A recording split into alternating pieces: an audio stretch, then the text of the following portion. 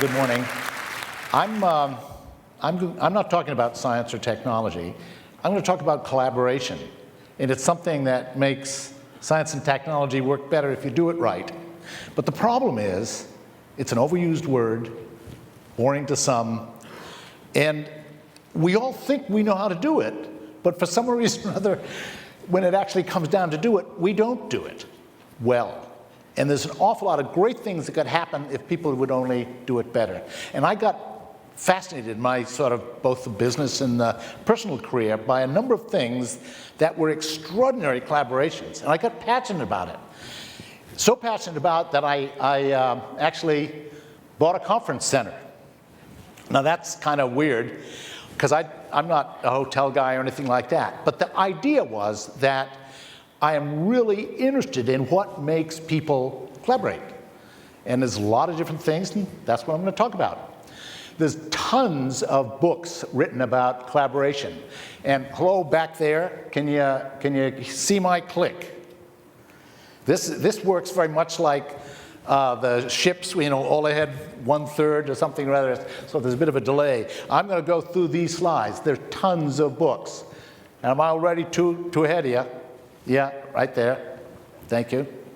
Can we move the slides sort of according to my clicks? Keep going, keep going, keep going, keep going, keep going. You get the picture? There's a lot of books on collaboration. And keep going. There's books on collaboration in healthcare. And there's books, keep going. There's books on mass collaboration, the Wikipedias of the world. Now, you went a little bit too fast, but that's okay. Now, you see, what's that light? Okay, the definition of collaboration, this is the dictionary collaboration. Now, look at what the, next slide, please. The definition in terms of medical dictionaries is there's no such word. And that is kind of symbolic of the problem we have. Now, my definition very simply is you have groups, whether they're organizations or people, you have common goals, you share research, and you share benefits. Pretty obvious, right? But a lot of people forget that, and so they make those mistakes. And okay, next slide, please. This is the way I'm looking at collaboration. I just sort of thing. I see it as levels of collaboration. In the upper left, you walk down the sidewalk, you don't run into people. That's kind of natural collaboration, intuitive collaboration, like the wave at the ballpark. The middle one is driving a car. That's rules-based collaboration. And the upper right one is skills-based collaboration. Ah, thank you. Skills-based collaboration, sports teams, symphony orchestras, etc. Now, the three on the bottom are different categories. They're creative collaborations. The difference is you don't really know what the outcome is going to be. You have the jazz improv. You have building a building or a medical school or whatever it is, and of course you have going to the moon. And those are increasingly complex levels of collaboration. And then you have attributes of collaboration, and the only thing here that's really important to note is collaborations tend to work better when you have diverse audiences. And I'm talking about experience, I'm talking about culture. That's really important because you always have problems with collaboration. MIT has a Center for Collective Intelligence, and the goal of most collaborations is to produce collective intelligence so that you get the best collaborations from everybody. And you think there's lots of different types of collaborations. You don't have to be small or big or together. You can have virtual collaborations and they become asynchronous and so forth. But the real thing is this. The number of barriers to collaboration seems to be endless. And sometimes all it takes is one person to destroy it. How do you solve that? And the geniuses, the impresarios, and that's the right word, take care of that beforehand. It's managing the divas. And that's really important in healthcare. And if you think about, one of the common things where collaboration is actually not too good, it's a problem we all have. And it occurs in any organizations. It's just a natural fallout of going into the silo world. We like to be with people who are like us. It's been in the Bible. I love this cartoon, a classic New Yorker cartoon, in which everybody along the bottom is saying I, but in the balloons they're saying what they really think. You know, I see Learman, I see Bear Stearns, I see Merrill. Give me a break. They didn't know that what they were doing was unsustainable. Of course they did. But they, went along with the I because the other people were doing it. This wasn't groupthink within the room. This is groupthink within a group of groups. Really dangerous, really bad. And of course, in medicine, it is absolutely a dilemma, because you were rewarded for digging deeper in your silo, and both professionally and financially. And that's led to the creation of organizations like facilitating organizations and mediating organizations to solve the problems that were generated by that darn silo stuff.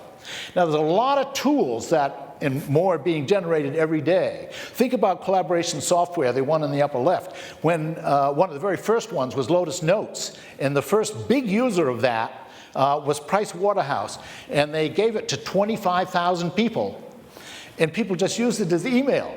They forgot. It's important to have an incentive to let people collaborate. People in the consulting world don't like to do that because you're rewarded for your knowledge.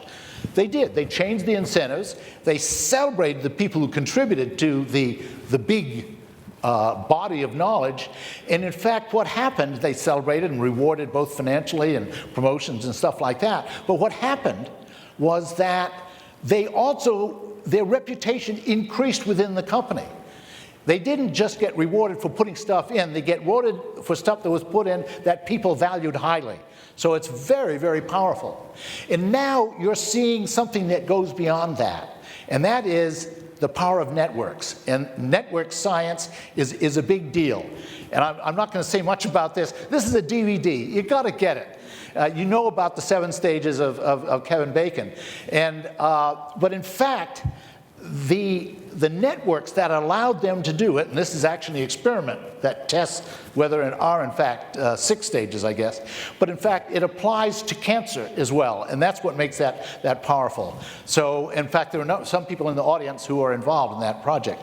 Sermo is another fascinating network started by a doctor in Boston, and now they have 115,000 members that are available anytime to the doctors who belong to this network. So it's an incredible sharing network. The problem they had, in fact, was hacking, but in fact they've fixed that now. And another personal experience that I had at Boston Scientific was trying to solve this problem. Everything we did in the early days turned out to be disruptive, and the establishment wasn't very happy with it. That's an understatement. And as a result, how, therefore, do you get people to adopt it? How do you evaluate? And traditionally, medicine was, one person, God speaking, everybody else listening. And then along came, and this was in the late 70s, sort of at the same time as the video camera. Interesting, the consumer video camera was introduced in the 70s. And here is this guy, he's in Zurich, in the middle, in the white coat and the mustache. And he was being told by his boss that he couldn't have all these visitors coming onto him. And he had come up with a technique for doing surgery without surgery. What he did is he could actually operate on coronary arteries without opening up the chest. But of course, this was a pretty heretical thing, and there were a lot of people pretty excited about it, but there were a lot of people who wanted to shoot that guy, as it turns out. And what he did is he brought them all together, and he did cases in one room, and they talked to him, and he talked to them. So you weren't being treated, if you were the patient, by one person. You were being treated by whatever that number is, 80 or 90. And that's kind of odd, to say the least. That phenomenon, however, has gone on and now exists all over the world.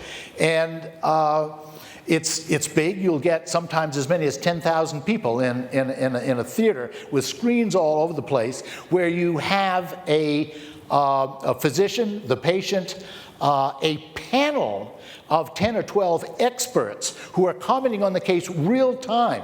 Now that's weird, because in our world the patients are awake. So you kind of wonder what's going on here. And then, of course, the audience is all equipped with keypads, so they're being polled. And some of the newer ones actually not only have the screens on the wall, but everybody has a split-screen laptop.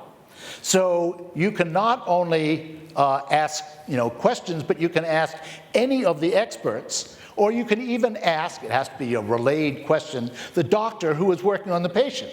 So thousands of messages going back and forth, and the answers to those messages in the question, in fact, can be posted or not, depending on the will of the person asking the question.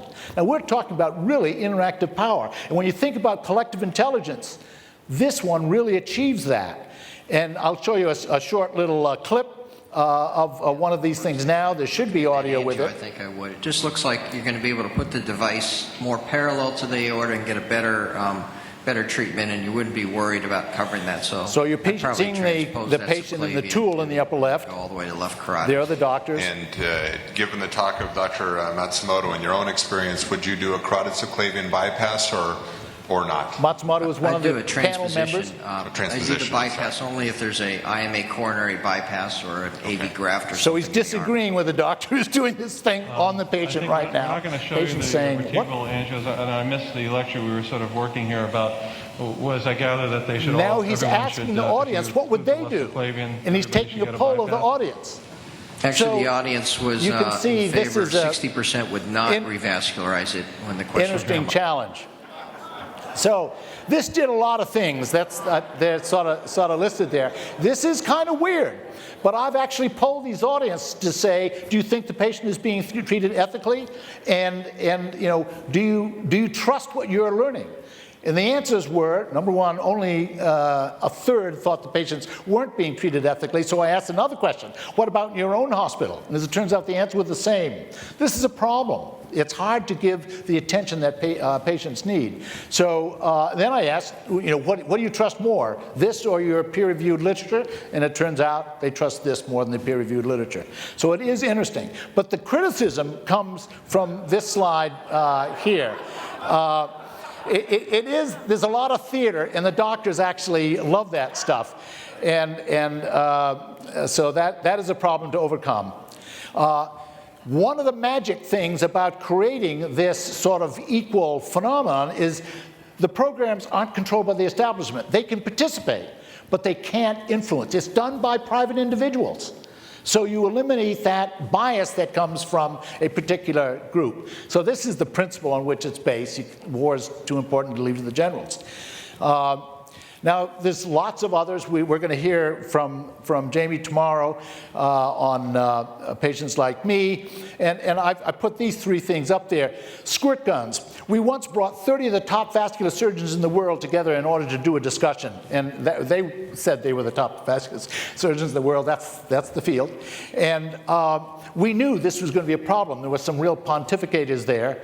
So at the suggestion of one of the doctors, we gave everybody a squirt gun and said, anybody starts to bullshit, express your views with the tools at hand. And they did. They soaked a couple of people, and the entire dynamic changed. And it was obvious, it was humorous, but they were candid, and that's what happened. Derek Bach in the lower right there was a two-time president of Harvard. And he tells this absolutely great story, dealing with the faculty senate. Faculty decisions are oxymoronic. And there were about 20 or 30 of them. But what he would do is he said, I'm going to tell each of you what you are going to tell me. And after I do that, I want you to tell me what I missed and if I was wrong. Now that takes a certain type of personality. I think you got the possibility, Richard. So you want to try it. The meeting was faster. He was actually respectful of the people because he knew what they were thinking. But what he did is he de-emotionalized what they were going to say. Think about that the next time you have a meeting and you know you've got a grenade thrower in the room.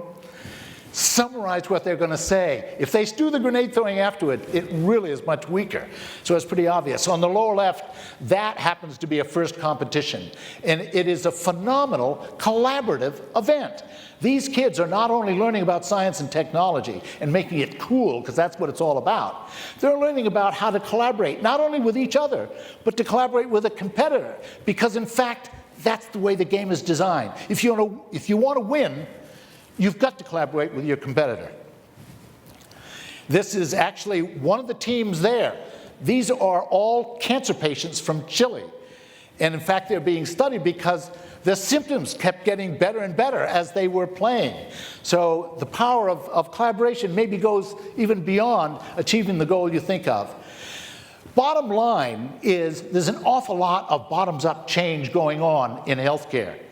And yes, we've got our Washington stuff, and yes, there's things that we have to do, but watch those bottoms-up thing.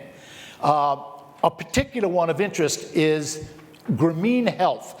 That's Mohammed Yunus, second from the left in the picture there, and those are 5 women who are borrowing money from the Grameen Bank. And they have 8 million borrowers and 40 million individuals in those 8 million borrowers. They borrow as a group of 5. That was the magic of why they have such a high repayment rate in that system. The people are responsible for each other. They have created a collaborative, if you will. Now, what he recognized was that the prime reason for people failing on loans was health care. In the United States, the prime reason for foreclosure is health care. So what he recognized is you can tie health care, and by the way, it's kind of interesting to note that most people worry about their financial health much more than they do their medical health. So what he recognized is let's tie health care to their financial health. And they have 16 decisions, or principles, if you will, that they have these people sign up for. So it's a real culture-changing experience. And one of those principles is we shall look after each other's health. And so that led to the development of this Grameen Health, which, by the way, is being piloted in the United States, under the radar, of course, but you got to love it. And what's interesting about this is what they've done is created clinics, yes, but before you get clinics, you have healthcare promoters, and they go to the houses. And by the way, they're carrying a cell phone. A cell phone is telemedicine. There are 460 million picture phones sold in 2006. That's 1/12 of the world's population. So it is a powerful technique that can really go from the bottom up. And by the way, here are 3 partners of Grameen Health.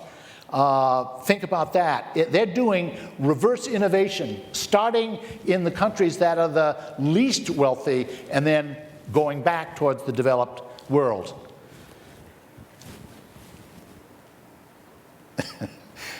Okay, last slide, please.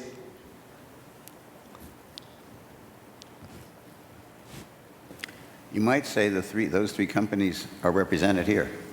There's people from those 3 companies Yes. here. John. Well, thank you all. It's an honor. Filling space. They say there are no more slides. Oh. Okay. You have to collaborate with them. That's right. That's right. We'll have to collaborate better. But I'm going to tell you what the last slide is. It was Healthcare, the movie. I don't know if you've seen that cartoon. It's a great one. And it was actually came out in 1992 when the government was going to first do healthcare and it didn't make it. And who knows what will happen the second time. But we can watch the movie and watch the ending. Thank you. Wait, stay up here. Hey, John. Yeah. John has given, I don't know, 3, 4 talks at different TEDMED conferences, each one radically different. One was about a submarine and finding the remains of a boat that his father died on in a submarine. One was his own ill health, going in a detailed description in the most vulnerable way you possibly could about his recovery from serious illness. This talk today, just having I know you all felt like he was having a conversation with you. It was a remarkable and a wonderful talk. Thank you so much. The best of the kinds of talks. Thank you. Thanks.